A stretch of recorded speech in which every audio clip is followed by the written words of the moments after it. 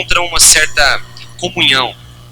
Pelo menos no final vou tentar fazer esse esforço. Eu gostaria primeiramente de começar, nesse 6º dia do nosso Circo de Jericó, a falar sobre Nossa Senhora, rapidamente, e depois ir ao nosso tema, falar dessa realidade emocional que nós precisamos renunciar aos males que afetam essa dimensão da nossa vida, para crescermos em Deus, e por fim, falar da realidade do Evangelho de hoje, que é belíssimo. Bom, sobre Nossa Senhora, por que falar de Nossa Senhora? Falar de Nossa Senhora, além de estarmos na casa dela, nós estamos num dia, às vésperas, não é isso? Hoje é dia 11, às vésperas de uma grande festa, pelo menos a nós, né, que estamos na América Latina, o título de Nossa Senhora de Guadalupe. E recentemente, na sexta-feira, nós celebramos também a solenidade da Imaculada Conceição, não é isso? Estamos então no meio de duas grandes festas marianas. E a nossa comunidade, como Missão Maria de Nazaré, numa casa mariana, Nossa Senhora da Piedade, eu gostaria de começar com Maria passando na frente, como nós costumamos dizer, trazendo para vocês um poema que foi feito por um dos nossos acolhidos. Esse livro que eu carreguei comigo, muitos devem ter pensado, o que é esse livro? Esse é um livro que nós lá na comunidade Missão Maria de Nazaré, recentemente, inclusive no dia da Imaculada, na sexta-feira, nós lançamos esse livro. É um livro de poesias dos acolhidos da nossa comunidade terapêutica e das nossos abrigos. Lá em Divinópolis nós temos esse trabalho social, chamamos de departamento de reparação. Nós reparamos as mazelas da nossa sociedade, tanto na comunidade terapêutica quanto nos abrigos, que são adolescentes. Nós trabalhamos com adolescentes nos trabalhos sociais de 12 a 18 anos e decidimos fazer um sarau de poesia com o lançamento desse livro, que é uma coletânea de poesias desses nossos acolhidos. Eu gostaria de ler, para iniciar a reflexão dessa noite, o poema que se chama Mensagem à Imaculada Conceição. Hoje te saudamos, ó Maria, Mãe da Imaculada Conceição, que num gesto de amor e alegria atendeste o teu Deus com devoção. Ó Imaculada Senhora da vida, presente no coração dos teus filhos, que partilham contigo as nostalgias, nas angústias e diante dos empecilhos. Mãe de amor sem medida, que o teu silêncio esteja presente em nós como esteve em ti, quando foste a escolhida. Teu amor inefável nos guia para carregar a nossa cruz. Dai-nos alento se o coração silencia, na aceitação da dor como fez Jesus. Na dor do teu filho crucificado, estavas presente em todos os momentos e não te lamentavas, ficavas ao teu lado, até a consumação da dor e do sofrimento. Quando sentimos o teu coração abrasado de amor, cantamos, ó Senhora do Silêncio, hinos de louvor. A ti, Mãe querida, pela graça de seres também nossa Mãe e Mãe do nosso Salvador. Parece uma oração, não é? Eu queria começar com a Virgem Maria, porque nós vamos falar da nossa realidade emocional. Não sei se vocês separaram no poema, por pelo menos 2 ou 3 vezes a poesia faz menção ao coração da Virgem Maria. Maria é aquela que, de acordo com a palavra, guardava tudo em seu coração. E nós vamos hoje falar de coração. Porque se nós queremos refletir sobre a nossa dimensão emocional e renunciarmos aos males que nos afetam nessa área, nós precisamos primeiro entender o que é emoção para nós. Nós às vezes escutamos uma música e ficamos emotivos. Quando começa a namorar, a emoção aflora e nós achamos que emoção é mero sentimentalismo, e não é isso. São Tomás de Aquino, ele vai dizer que há duas faculdades da alma humana que nos diferencia de todos os outros animais, que é a inteligência e a vontade. O que é mesmo? A inteligência e a vontade. Trazendo um pouco para nosso português, vamos dizer assim, nós podemos dizer que é a razão e a emoção. A inteligência, a nossa capacidade intelectiva e o nosso coração, as nossas vontades. Então São Tomás de Aquino está dizendo que nós seres humanos temos duas realidades, duas faculdades na nossa alma que nenhum outro animal possui, que é a inteligência e a vontade. Os animais possuem uma certa racionalidade. Por exemplo, o cachorro tem uma racionalidade canina.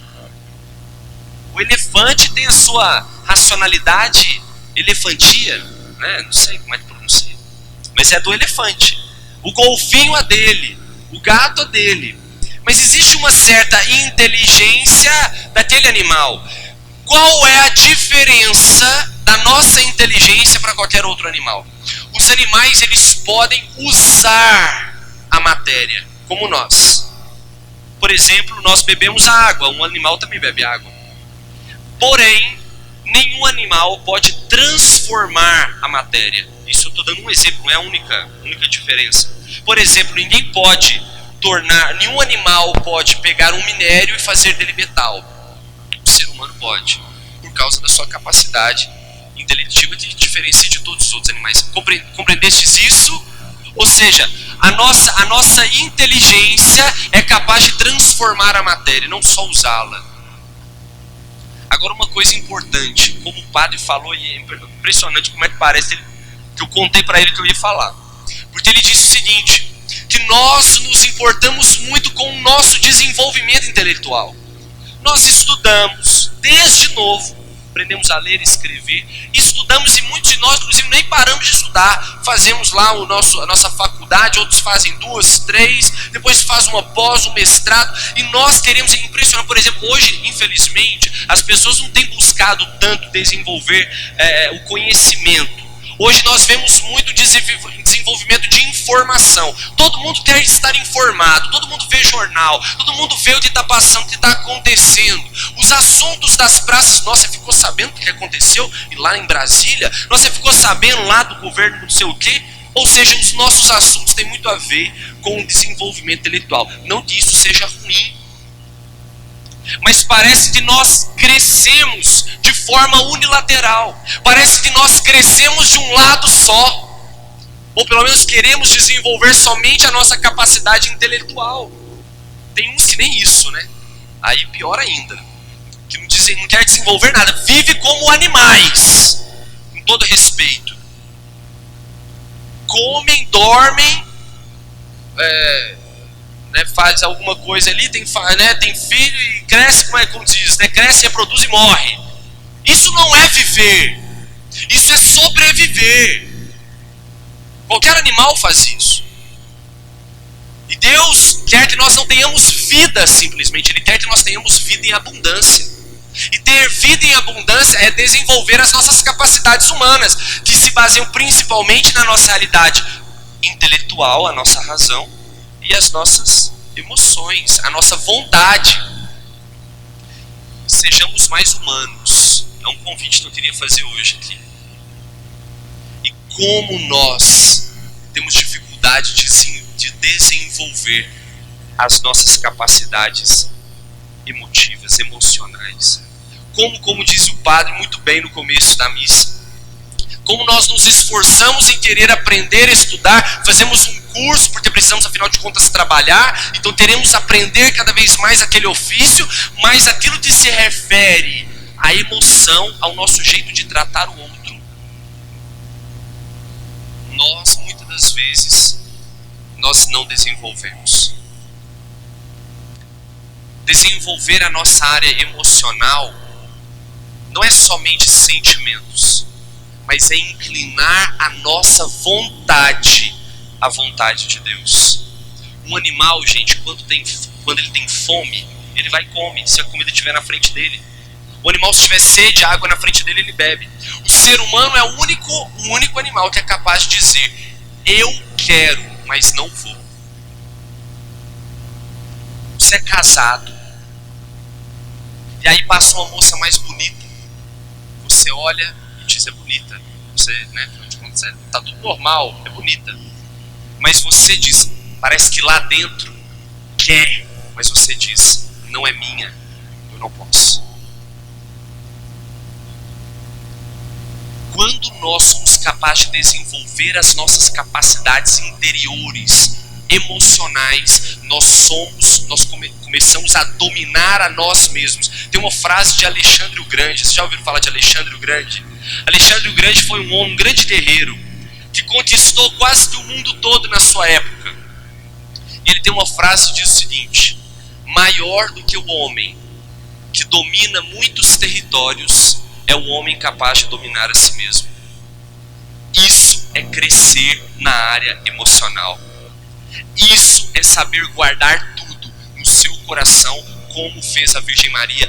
Nossa Senhora é o exemplo perfeito daquela que teve o pleno equilíbrio emocional, porque guardava tudo no seu coração. Você nunca vai ouvir falar de, na passagem, por exemplo, na palavra de Deus, Nossa Senhora ficou histérica, lá na cruz ela ficou descabelada. Qualquer mulher, qualquer mãe ficaria no lugar dela, mas ela não. Ela manteve o equilíbrio. Por quê? Porque era uma mulher emocionalmente equilibrada. Sem dúvida nenhuma, as quatro virtudes cardeais que ela dominava, sem dúvida nenhuma, como o padre disse muito bem: a justiça, a prudência, a fortaleza e a temperança. São virtudes emocionais, da emoção, cardeais, porque é do nosso humano. As teologais, fé, esperança e caridade, vêm de Deus. Mas o convite que eu gostaria de fazer, olhando para a Virgem Maria, às vésperas da grande festa de Nossa Senhora de Guadalupe, é aprendermos com ela a guardarmos tudo no nosso coração. Isso é crescer emocionalmente. Quantas coisas nos tiram do prumo, quantas coisas nos enfurecem, quantas coisas nos deixam. E eu falava, inclusive quem falava comigo era o Mateus, falava comigo assim: parece que o padre não deve ter pensado nisso, provavelmente. Esse sexto dia do Cerco de Jericó, quase que um resumo dos outros. Porque se nós falamos de afetividade, sexualidade, nós falamos de depressão, da renúncia de todas essas áreas. Quando nós falamos da realidade emocional, nós estamos falando de tudo isso. E como nós precisamos crescer nessa área, meus irmãos.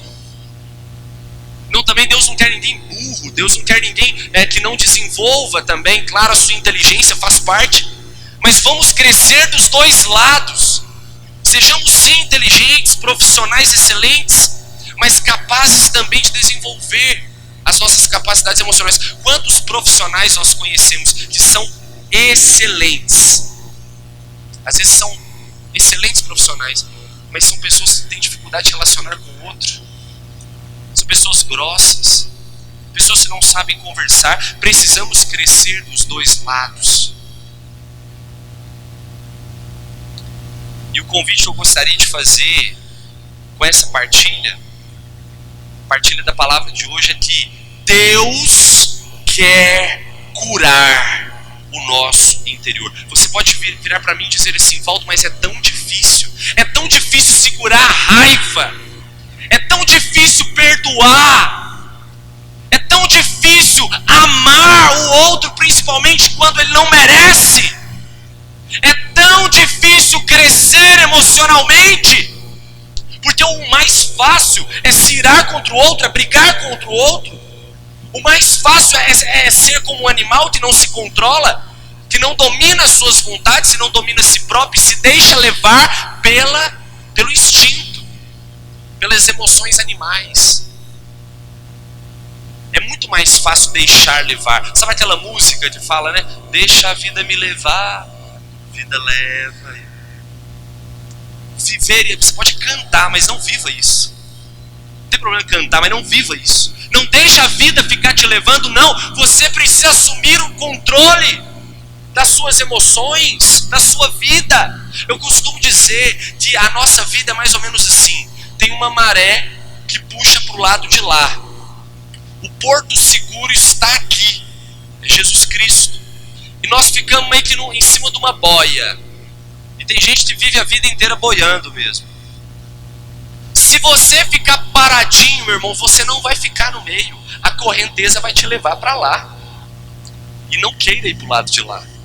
Porque o lado de lá não tem quem está aqui, que é Jesus. Nós precisamos dar braçada.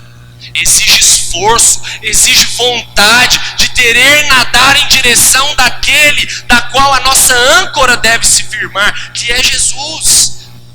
O sentido da nossa vida, o motivo da nossa felicidade. Se você ficar parado, deixando as emoções que brotam do nada tomarem conta de você, você vai para um lado onde Jesus não está. É necessário se esforçar, é necessário amar, e às vezes dói. Veja o exemplo do evangelho de hoje. Duas situações importantes. Primeiro, que havia um homem que não conseguia caminhar até Jesus. Era um paralítico. Ele não conseguia andar em direção ao Senhor. Mas ele tinha amigos. Eu imagino que sejam amigos, embora a palavra diz que eram 4 homens. Tem que ser amigo, tem que amar aquele sujeito. E eles disseram para ele: olha, nós vamos te levar até quem pode te curar. E a hora que eles viram a multidão, não dava para passar por ali. Imagina 5 homens, um deitado numa maca e o outro, um de cada lado. Como é que vai passar no meio da multidão? Não tem como. Tiveram uma ideia. Um lá que desenvolveu mais a sua capacidade intelectual teve uma ideia, por isso é importante também. Vamos dar a volta, vamos subir na casa e descer pelo telhado. Imagina só a dificuldade que foi. Eu consigo imaginar. O evangelho não conta em detalhes, mas deve ter amarrado a corda no paralítico. A maca, um subiu e o outro ficou puxando. Deve ter, era 2, porque o sujeito deve ter, né, pelo menos pesado. Subiram com ele, imagine só a dificuldade. E desceram com ele. Primeira lição que esse evangelho nos ensina em relação às questões emocionais. Era muito mais fácil aqueles 4 homens virarem para aquele sujeito e falarem assim: aqui, se você der sorte, Jesus passa aqui e te cura. Ou senão eu vou lá falar para Jesus passar aqui. Eles tomaram a decisão mais difícil, mas era aquela que mais colaboraria com aquele homem. Eles tomaram a decisão de levá-lo até o Senhor. A nossa vontade precisa estar inclinada para o bem. Quando você estiver com vontade de fazer alguma coisa, pense: é para o bem. Quando você estiver com vontade de falar de alguém, pense: é para o bem. Quando você estiver com vontade de ficar nervoso com alguém, pense: é para o bem. A vontade daqueles homens estava inclinada para um bem maior, que era a cura daquele amigo deles.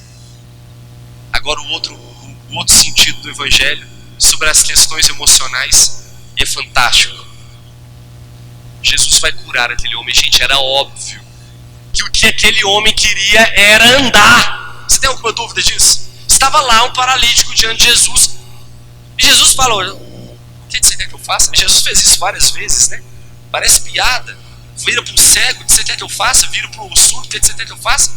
Porque precisa de uma vontade interior. Jesus sabe o que você passa, meu irmão. Jesus conhece a sua vida, mas Ele quer que você peça, porque isso é uma inclinação da sua vontade para a vontade dEle.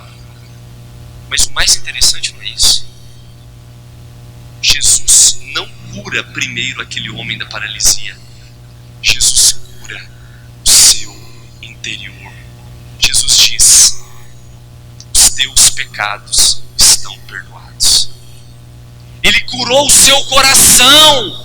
Ele curou primeiro as suas emoções, com certeza desequilibradas, com certeza dotadas de pecado como as nossas, mas Jesus se preocupou primeiro com o interior. Jesus se preocupou primeiro com o coração, e hoje, nessa noite, Ele quer fazer coisas maravilhosas, como diz a frase da semana, mas sobre a sua vida, no seu interior. Muitas vezes nós teremos coisas maravilhosas exteriormente. que eu passe no vestibular, que eu consiga aquele emprego, que eu consiga... Isso tudo é importante. Mas Deus primeiro quer salvar a sua alma, porque foi Ele mesmo que disse: de que vale você ter 2 braços, 2 pernas, ser extremamente saudável e ir para o inferno? É melhor você chegar sem um braço, sem uma perna e ir para o céu, porque lá, com a glória de Deus, você vai receber um corpo glorioso. Ele quer salvar a nossa alma, o nosso coração. E como o nosso coração anda machucado, como o nosso coração anda desequilibrado. Deus quer olhar para o seu coração hoje. E o Evangelho diz, Ele conhece o nosso interior, Ele conhece o seu interior. E Ele quer dizer: os teus pecados estão perdoados. Ele conhecia também o interior dos fariseus, que ficavam se perguntando quem que ele pensa que ele é para perdoar pecado. E aí então, para revelar a presença de Deus que havia ali nele, ele então cura a paralisia daquele homem.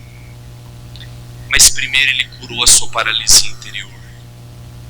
Eu queria perguntar a cada um que está aqui, não para todos, mas para cada um: quais as paralisias interiores você traz hoje nessa celebração? Se você crê de verdade que Jesus que age hoje na sua vida é o mesmo que agiu há 2000 anos atrás, se você crê de verdade que Ele pode, não tenha dúvida, Ele vai te curar. Mas primeiro Ele quer curar o seu coração, as suas paralisias interiores. As exteriores irão ser curadas se essa for a vontade dEle, para a glória dEle acontecer. Mas as interiores Ele quer curar de cada um de nós. E o que tem a ver, afinal de contas, Nossa Senhora, com a renúncia dos males que atormentam a nossa área emocional, com o Evangelho de hoje? Maria é aquela que guarda tudo no coração, onde estão, de fato, é lógico que as emoções estão no cérebro, onde comanda tudo, mas é metáfora, o coração é metáfora da vontade, metáfora do sentimento, da emoção. Maria era aquela que guardava tudo, todas as emoções no seu coração. E quanta coisa nós não temos guardado, nós temos vomitado, nós temos colocado para fora. Quantas vezes nós agredimos as pessoas, quantas vezes, às vezes a gente não fala nada, mas a nossa cara diz tudo. Quantas vezes nos comportamos não como cristãos, mas como quem não conhece a Cristo. Se você, como eu, às vezes é assim, repita comigo assim: Senhor, converte o meu coração, cura o meu interior, toda paralisia que existe no meu coração. Meu irmão, minha irmã, se hoje você acredita nisso de verdade, que Ele pode, porque agora você disse da boca para fora, mas o convite que eu gostaria de fazer nesse dia, já que hoje é meio que o resumo de tudo aquilo que foi abordado ao longo dessas 6 semanas, em relação a toda a nossa área emocional, que, como o padre disse muito bem, precisa ser desenvolvido, precisamos crescer no nosso interior. Que esse então seja o ponto de partida para a grande pessoa que Deus quer que você se torne. Queria convidar você então a olhar para o seu interior agora. Se você quiser fechar os seus olhos, fica mais fácil. Quiser abaixar um pouco a sua cabeça, você não vai repetir comigo agora. Você vai ouvir essa oração e rezar no silêncio do seu coração. Porque nem tudo que eu vou pronunciar aqui nessa oração de renúncia diz respeito à sua vida, mas muito diz. Muito tem a ver. E todas essas emoções que eu vou dizer, se alguma delas tem a ver com a sua vida, vai dizendo para o Senhor: Senhor, cura, Senhor, transforma, Senhor, converte. Pai amado, apresento-te o sangue e a cruz de nosso Senhor Jesus Cristo, em meu favor, em favor do meu cônjuge, filhos e familiares, desfazendo todas as maldições que nos atingiram, como o pânico, medo, ansiedade, tensão, aflição, preocupação, inquietação, assaltos, angústias, tristeza, ódio, impiedade, vingança, agressividade, egoísmo, solidão, vazio interior, falta de perdão, dores de cabeça, enxaqueca, autorrejeição, crueldade, autossuficiência, orgulho, vaidade exagerada, falta de compreensão, impaciência, descrença, dúvida, ira, mentira, blasfêmia, sacrilégios, pragas, hipocrisia, fingimento, falsidade, autopiedade, ciúme, inveja, sentimento de rejeição, abandono, negativismo, descontentamento, insatisfação, fugas, timidez e defeitos psicossociais herdados. Te sejam agora desfeitas todas essas maldições em teu santo nome. Que todos estes demônios que entraram em nossa família sejam agora amarrados, sem nenhuma manifestação maligna. Rendam-se aos pés de Jesus, para que Ele disponha deles, segundo a tua santa vontade. E sejam proibidos de retornar a nós e aos nossos filhos. Que sejam uma nova geração para te louvar e adorar. Pedimos a Jesus que encha com seu Espírito Santo todo o espaço que ficou vazio em nós, em nossos filhos, parentes, por causa das libertações e curas. Que Ele derrame sua paz sobre nós. Deus, resgata nossos antepassados e a cada um de nós e leva-nos até o céu. Amém. Louvado seja o nosso Senhor Jesus Cristo. Para sempre seja louvado.